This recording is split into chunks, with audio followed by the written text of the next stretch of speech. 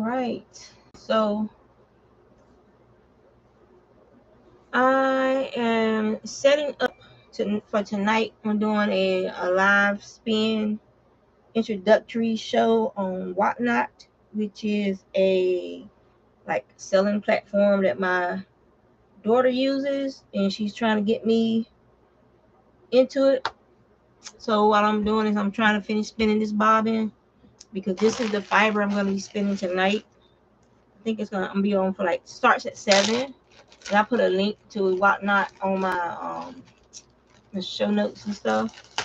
So if anybody interested in stopping by, but this is the fiber I'm gonna. Ooh, the color came out.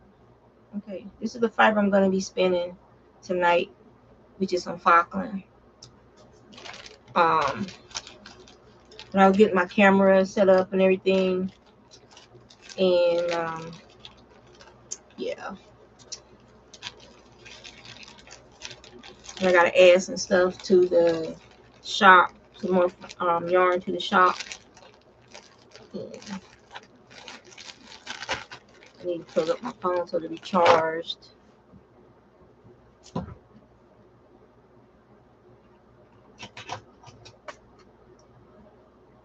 Okay. She keeps sliding off. She don't want to stay up there.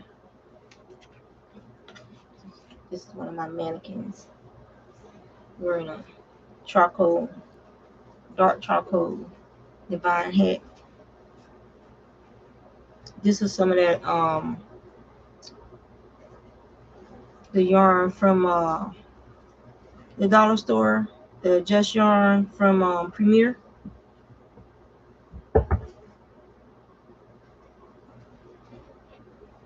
So yeah, so I gotta add these blues to to take some pictures of these.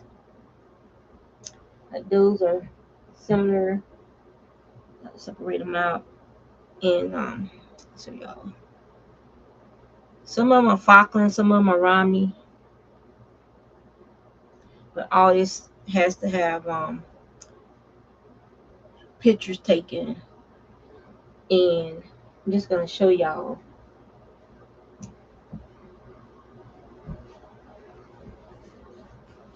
These are from my last spins.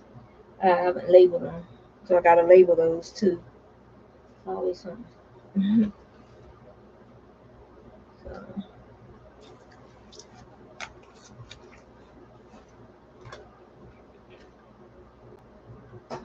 but I'm gonna show y'all.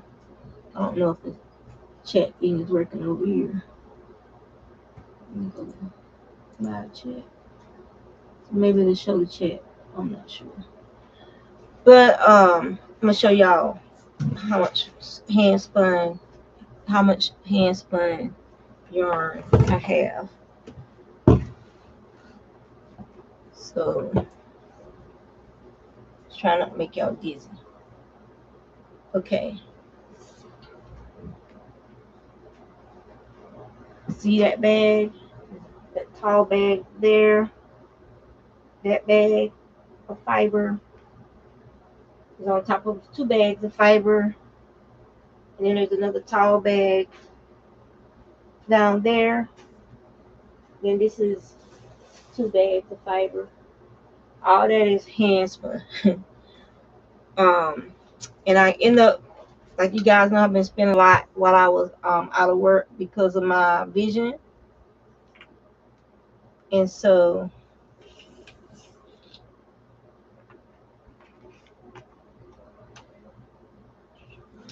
it's cool. Okay.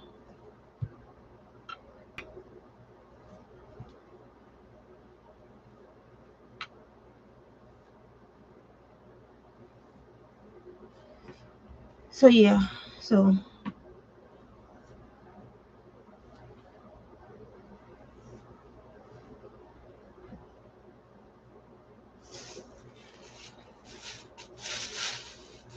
and this fiber is from a sheep named Wookie.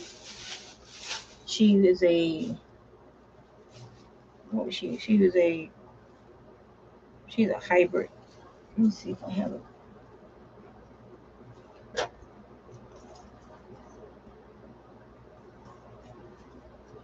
have written it down somewhere for information and go on the label.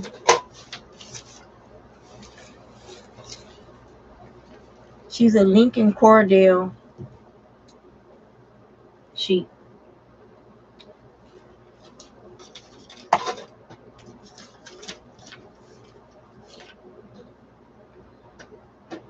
So I put it in the bag, just keep it off the floor because it does get dusty when you're spinning. There's dust, like there'll be dust everywhere.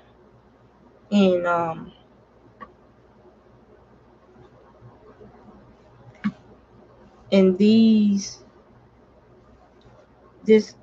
pretty sure they had this process at Zywergers. I'm not sure how you pronounce it. Fiber mill, because of how crunchy and dry this fiber is. And what I did was I took some leave-in conditioner and put it in my little spray bottle right here, and I sprayed the fiber a couple of days ago and let it dry so that it'll be more handsy, nicer to your hands while you're spinning. They use chemicals to process their fiber to get all the vegetable matter and stuff out of it, or at least a good, like I say, over the 90s percentage wise of getting all the veg matter and stuff out of the fiber. However, just like if you over dye your hair and stuff, it does, you still end up with a little bit of veg matter in there, but most of that will flick out. Or you can just pull it out. But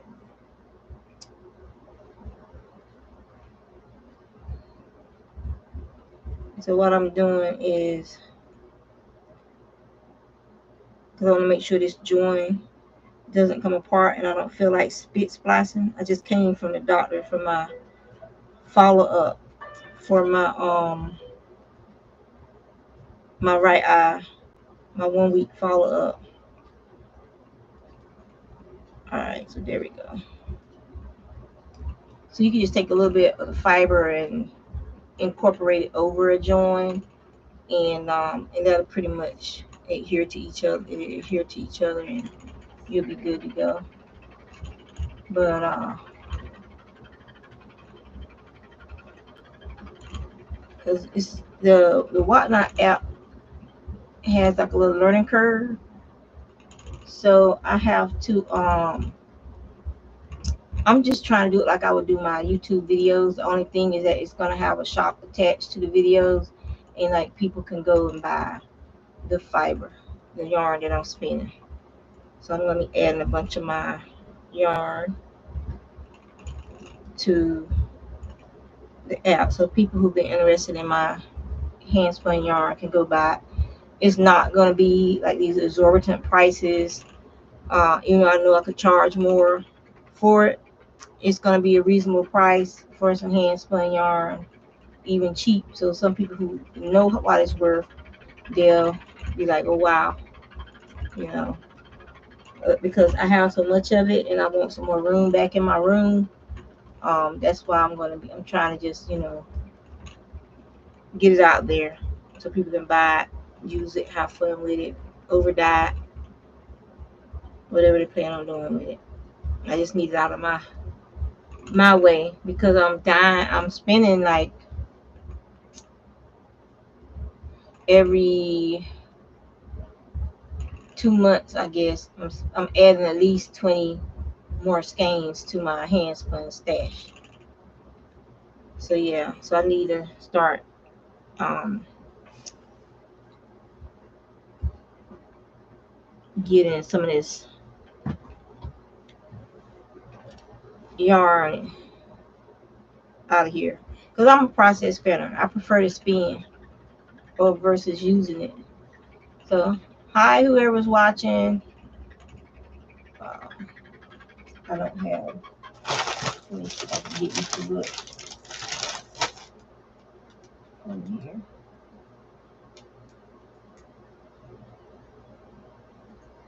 So I can see because I don't see any chat showing up. Oh, that's because I got on that 5 minute thing, the slow thing. If you're not a member of the channel, um, let me see. Pause the sound. And oh yeah, so it's like a 5 minute. Yeah, it's like a 5 minute thing. Subscriber mode. So the wheel's a little squeaky today. And this wheel has hey OVW, how are you doing?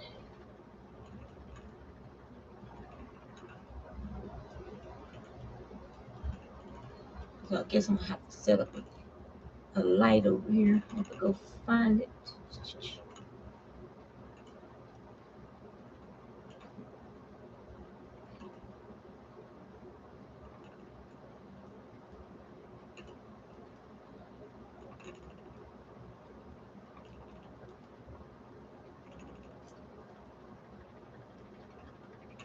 How have you been? How's little Miss Buttercup?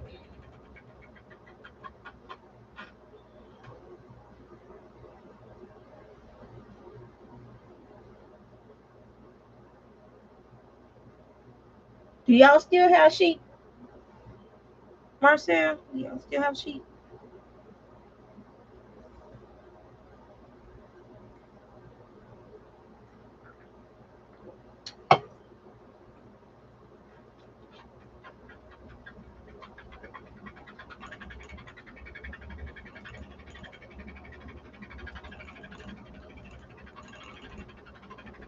So today I started the yellow drops in my right eye. I'm still on the pink drops for my left eye.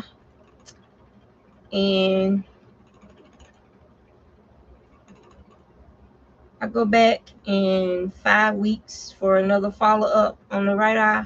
The cataract that was in the right eye was a lot bigger.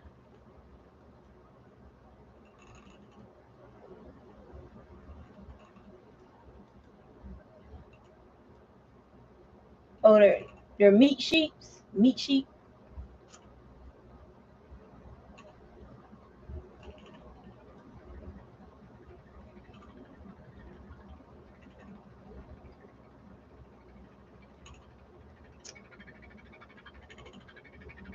Yeah, I'm getting ready to have 4 grandkids, so I can't imagine having another small child. So you are in my prayers all the time when I think about that. But a blessing is a blessing.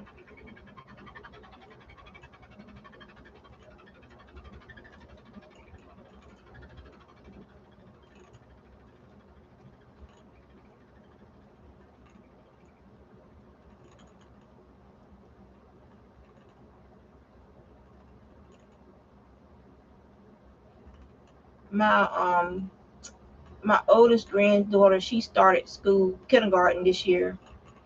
My grandson, she's 5, and my grandson, he's 4. He's in pre-K. And then my other granddaughter, she just turned 2. My little chunk.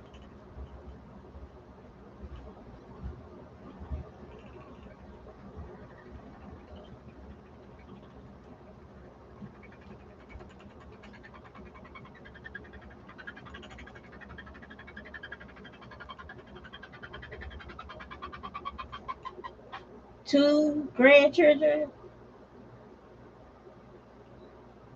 Are you serious? She's about to be 11? Oh wow, time flies.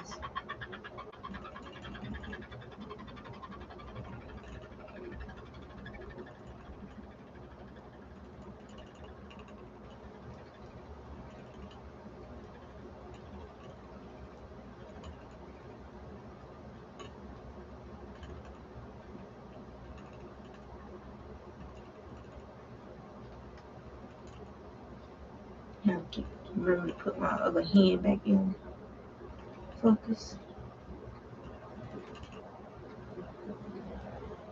Yeah, my oldest daughter, she's pregnant with her second, which is gonna be Luna's sibling. And it's a boy. And that's each of the oldest daughters that have one boy and one girl. My youngest daughter, I don't think she's interested in being a mama. and neither is my son. So these might be the only grandkids I get.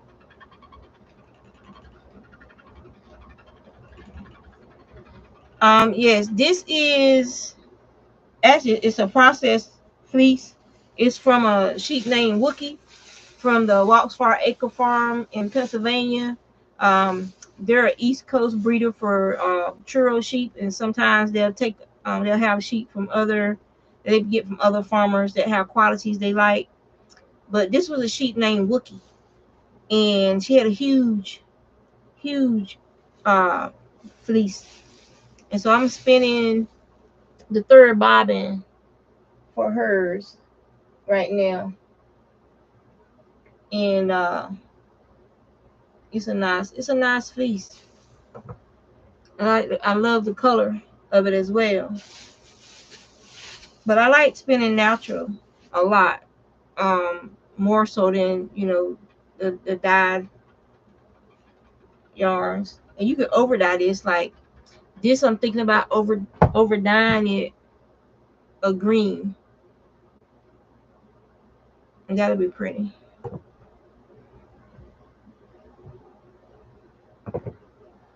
Like I like dark greens, dark blues, like dark colors like that.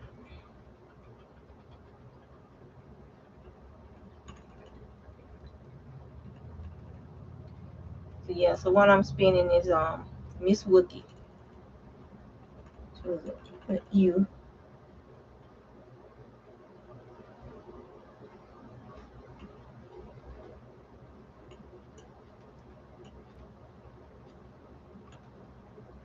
And this is some alpaca, and that I had gotten from Windswept Farms. They gave it. They used to give me all kinds of fiber all the time. People wouldn't pick up their orders or wouldn't pay for their orders.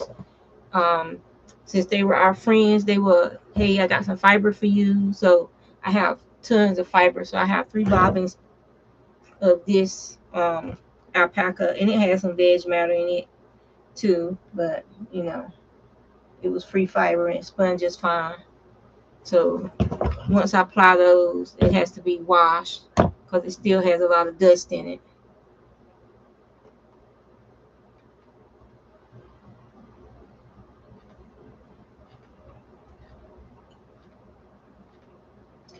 Um, I generally spin sock weight yarn is a 3 ply. This is gonna because it's gonna poof up just because of the nature of this particular sheet's fiber. So this is gonna be a heavy sock to a light which is a heavy fingering to a light sport. I think sport comes after fingering. So that's what this is gonna end up being. And the alpaca is gonna end up being even after it's washed, it's gonna end up being more of a fingering uh, yarn, uh, fingering weight.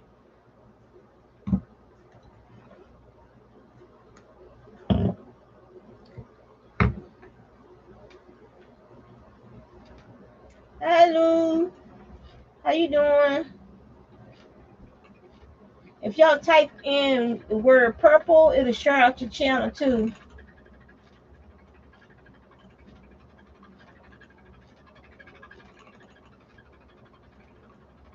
Yeah, she's a little squeaky today. She's getting old. But then again, I've been spinning so much. So I might have to take out the I have a seal my wheel uses seal bearings, so I don't have to order anything. So once it starts chirping and making that noise, usually the seal bearing is going bad, and I have some spares. So probably this weekend I'll take it apart and put another bearing in. It's not hard to do. It has E-clips on the back, so you just pop the E-clip off, slide the flyer off, remove the bearings. There's like 1, 2, I think there's 3 in there. Put the new bearings in, and she'll be good for a couple years. Like I think it was right after COVID started the last time when I changed the bearings out.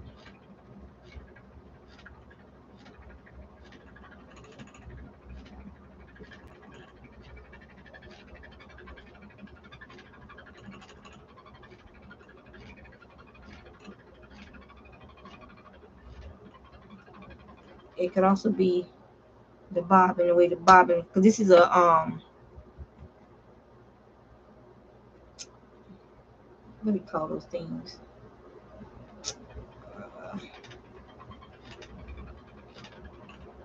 3D, you know, 3D printed bobbin. So it doesn't sit completely flush. It's like a hex key. It doesn't sit completely flush down in there. The depth might be a little different, so that could cause a chirping too. But hey, it was $13, which is a lot cheaper than a $35 bobbin. So hey, it still works.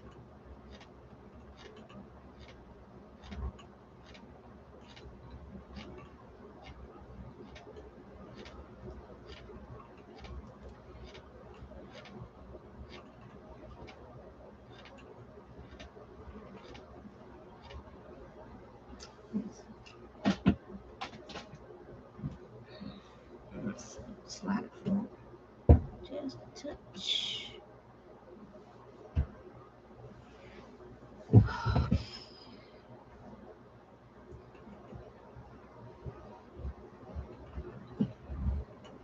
That's better.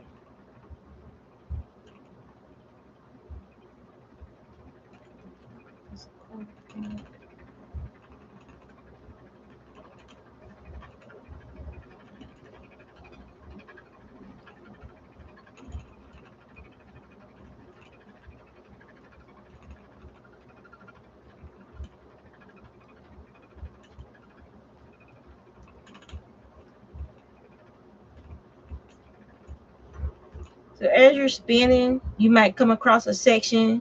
You see how that looks thicker right there than the yarn in front of it. So it might have like it. Sometimes it'll come out in a clump. It's because the fibers aren't aligned well, or it might have second cut in there, or some veg mat or something that's caught up around it. Or you then just stop and then just draft that section out so that it matches the rest of your what you're spinning.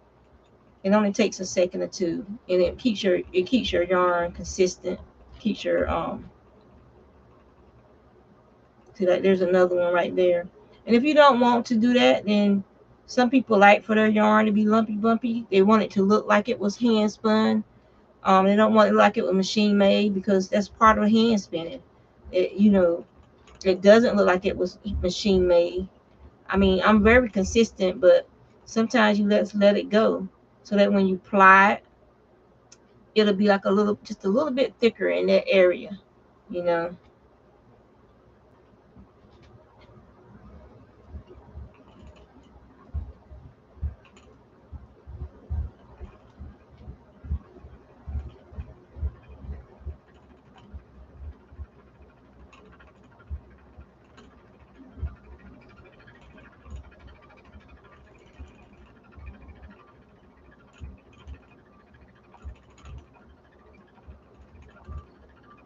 Yeah. So this is a nice. I'm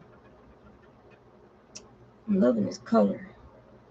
So, and I have enough of it that I could probably make me another. I finished my cardigan.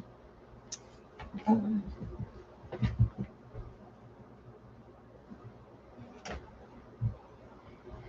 I just have to figure out what buttons I want to put on it. But I finished my cardigan, finished sewing it together. I did the button band, and so the buttons are going to be on this side because I'm naturally left-handed, so the buttons are going to be um on the left. Let me see, or is it the right? Hold on. Buttons are going to be on the right side, and the buttonholes are going to be over here on the left. And most women, I think it's the opposite for them, but I'm naturally left-handed, so for me that's more comfortable for me. And it's all crochet. So, but I'm very happy with how it turned out. I'll take a picture of it later so y'all can see it. And so that's my sweater weather, which is 24/7 in my at my job. It's always sweater weather at my job. It's freezing in there that building.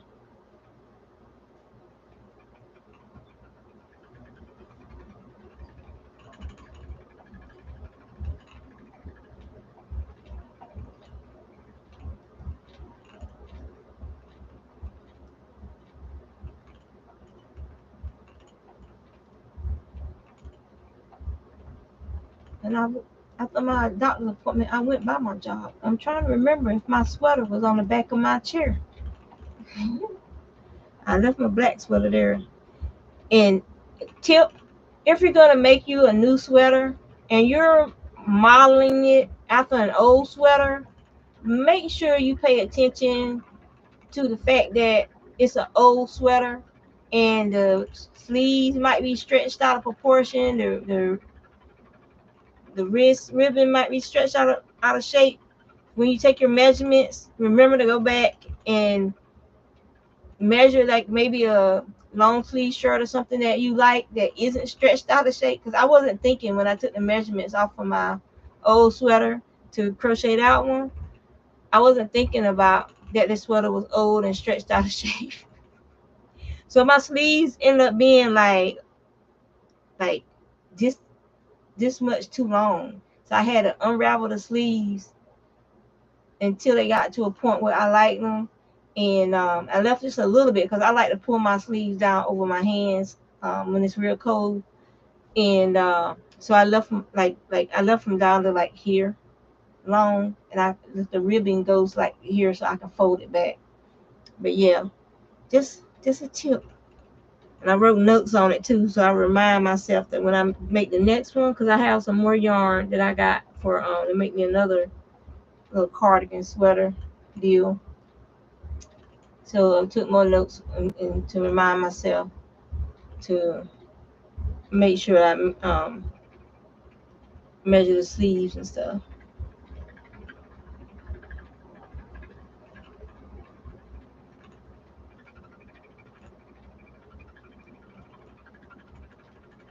All right, so that thinned out. So what I did was I just pulled it free, and then I lay it on top of the fiber, and then I just restart that section. Like this section here still looks a little too thin. I don't want it snapping when I apply. So I'm just gonna add some more fiber to that section. There we go. There we go. I mean, it's not a race. When you're spinning, it's not a race. You know, just enjoy the process. That's what I'm a process spinner, so I just prefer to just spin. It's not about, crocheting with it or knitting with it. For me, it's just the actual act of spinning that I really enjoy. And other people get to enjoy the yarn. I just enjoy making the yarn. This might not separate. Oh, there it goes. Okay. And if you rub it like this, if you like have an area where you joined it or it's slipping, let's say if this was like had like a bunch of silk and stuff in it, silk slides a lot easier than wool, because wool is keratin like our hair, like we can dread up our hair. And so wool, the keratin on the outer scales of wool are kind of slightly raised so that they can like catch on to it. That's how people dreadlock their hair and stuff together.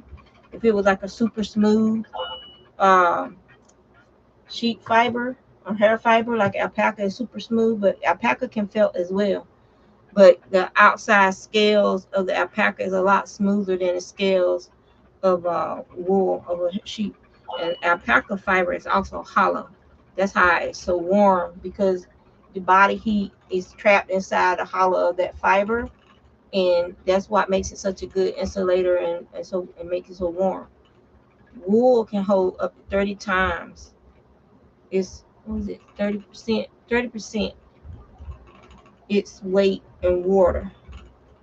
So that's why it's such a good thing. Like if you're like hiking and it's wet and marshy, that's why most military socks are either 100% wool or a very high 80%, 20% wool nylon blend. That's why they're socks, because it wicks the moisture away from the feet, so you don't have the soldiers ending up with trench foot and and boot sores and stuff like that. That's why the socks are used 100% wool socks most of the time. Um, the peacoat is usually 100%. At least it used to be. I don't know what it is now, but the peacoat was 100% wool for the Navy anyway.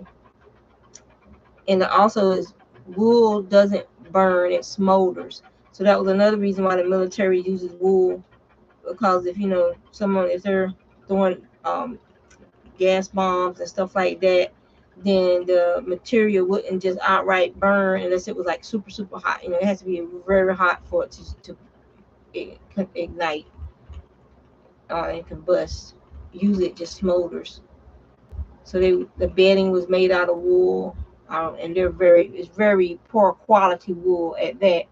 I remember the blankets that we had when I was stationed in Orlando and Great Lakes and Camp Lejeune. Those blankets were some of the itchiest, scratchiest mess you ever seen in your life.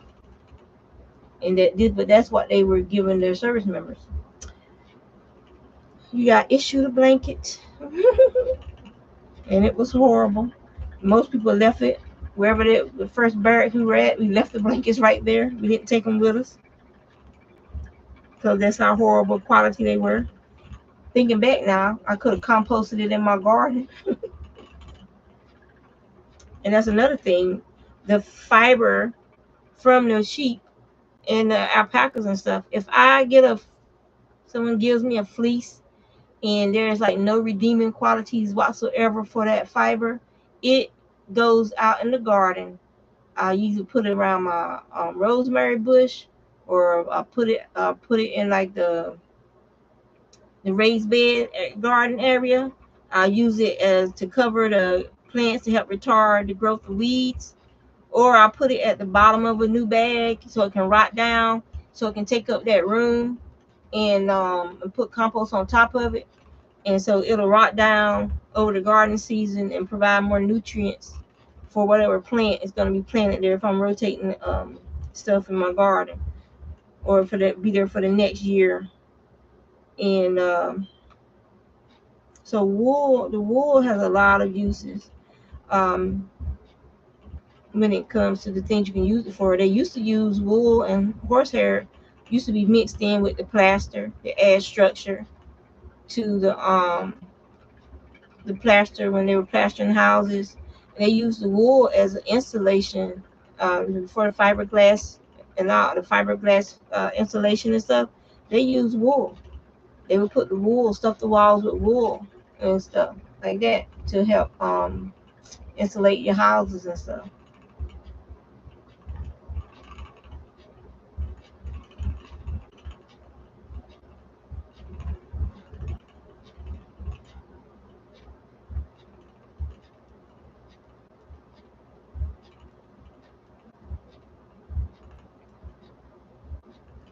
Any questions, comments, concerns?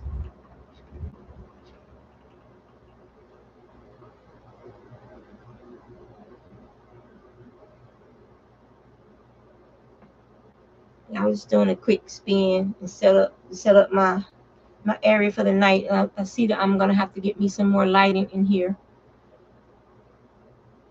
I have a ring light somewhere. I just have to find it and then set it up.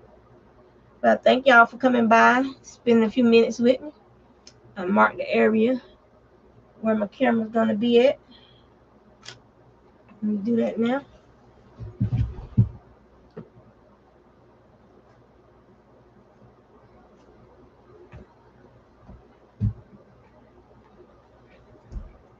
Handy dandy masking tape when I'm drawing. This is what I use to hold down my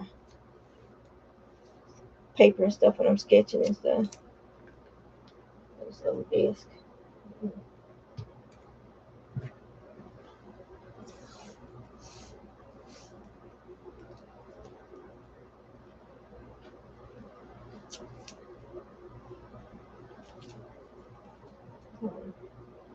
Do my little box the camera needs to sit in. Since I like this angle.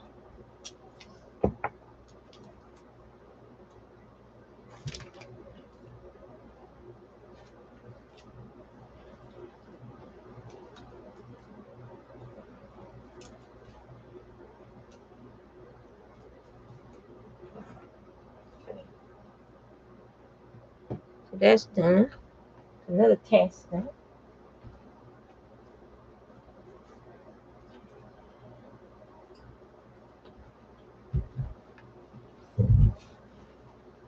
So thank you guys for coming by. That's pretty much all what I was doing. Just sitting here talking to smack while I was setting up everything for the night. And now what I'm getting ready to do is getting ready to start this scarf. It's a Premier. It's a free pattern. It is a ripple scarf, and so that's what I'm getting ready to start on now. This is my next project. So y'all take care. Thank you for stopping by.